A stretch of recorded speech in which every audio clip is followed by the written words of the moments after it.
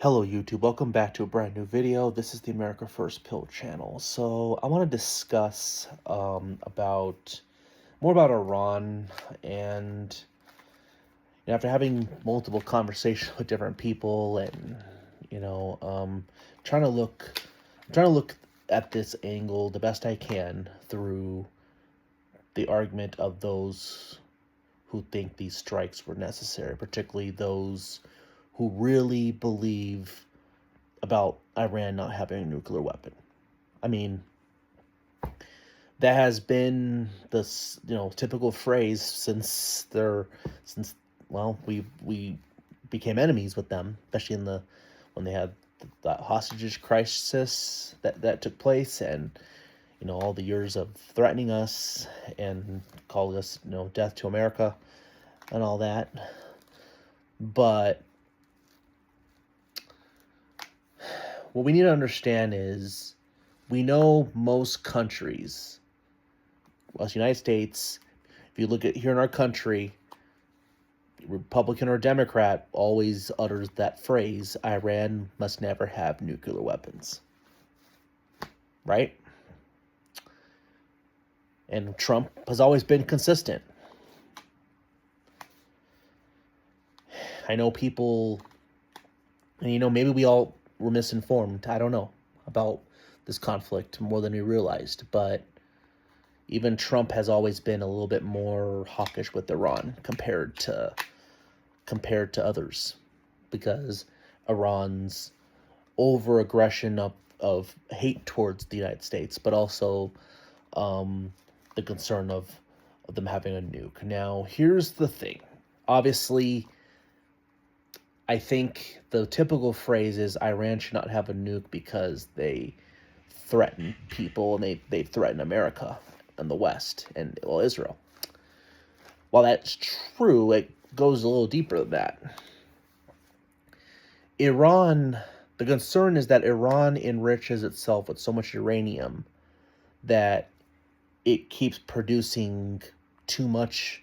It's not just having one nuke, but it's also being able to produce, so much that they cannot be stopped. They become overly powerful. That seems to be what I hear and what I'm hearing more of, why people believe Iran having a nuclear weapon is a national security. And that is true. Everyone in the right, even the ones who don't oppose the strikes, seem to agree that Iran should not have a nuke. Okay. There are those who are divided how we should approach it. Now, obviously, Trump did try to do through a deal, and the Ayatollah kept negotiating. And, well, Trump warned them of the consequences if they did not negotiate. He'd blow them away, and he did. So that's the concern, and that's what the opposition of them having a nuclear weapon is. It's also so yes, it's their they have like 60% uranium enrichment, which basically they start to get to the number where that's what you need to be able to produce nuclear weapons. And of course, Iran has tried to deny that, saying that's not the case at all. Well, I guess what violates law, because they also have, in one of their agreements, they're not supposed to have a certain amount of enrichment in uranium. They're supposed to reduce, and they enriched it. That's where the problem is. And it's like, if they're doing it, so like Iran was violating the international law, but also it's clear that with that much uranium, they were making nuclear weapons. So, and Trump clearly is struck them to get them to the negotiation table, and right now they're not. So this hasn't officially became a ground war yet. Okay?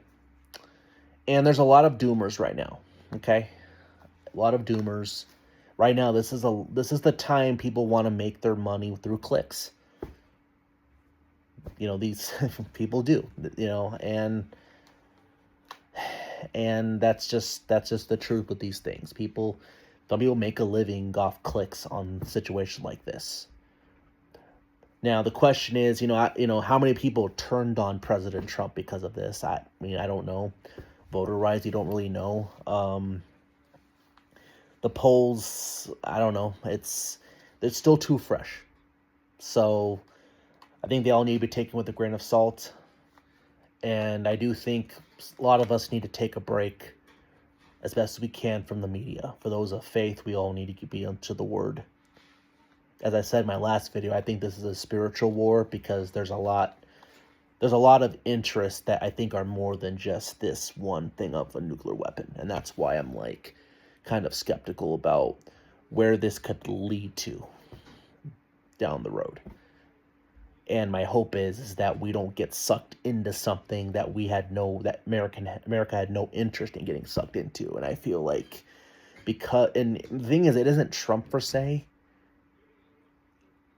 I do feel the Israel lobby, special interests that have a lot of interest in Israel do have a lot of power. And I sometimes have a lot of concern that there are a lot of interests in this, because this, I think, is a religious war. A lot of people on the you could say on the extremes, from the evangelical Zionists, the Jews. I mean, we don't need a third temple, but they do. And I don't know if some people are trying to use this to create like a World War III, to try to thinking they can speed God's coming again faster.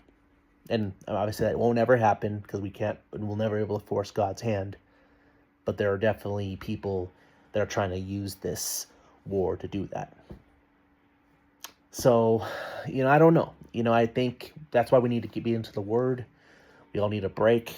We all need to pray. And pray that this does not escalate. Because my hope is that we don't use a nuke.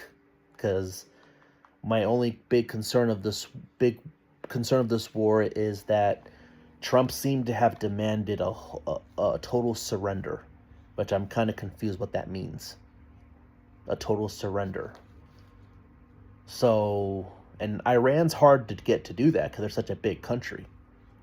That was the risk of doing this operation, is they're a big country.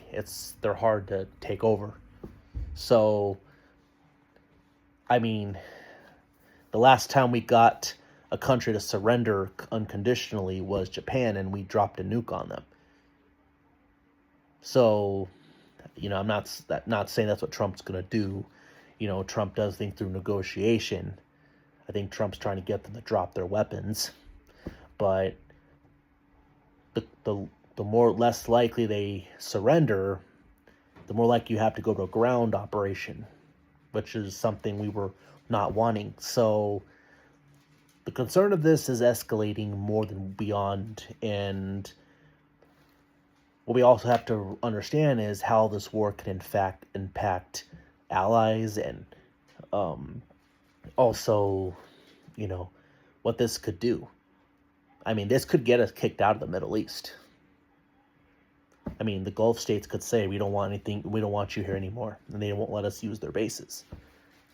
You already have some Gulf states kind of pulling their investments away from us right now because of this war. So there's financial problems that could really hurt with this conflict. So I think, trying to label people on who's MAGA and who isn't, and trying to remove people which are just propagandists, but people who are trying to kick people who are not for not being for the strategy of how Trump's approaching it, to be unheard, because this can have problems. It's a risk. And I have to say it, Trump is willing to take risks. And that's the thing. Trump does not care about that. He believed this is America first, so he's doing what he believes is, and he's going to do what he believes is best. A lot of people think he's being controlled. He's being pushed around. There's a lot of he said, she said. I don't know. I have a feeling that the primary in 2020 is going to be very bloody, because there's going to be a lot of point the fingers, and it's going to get worse. So just one step at a time.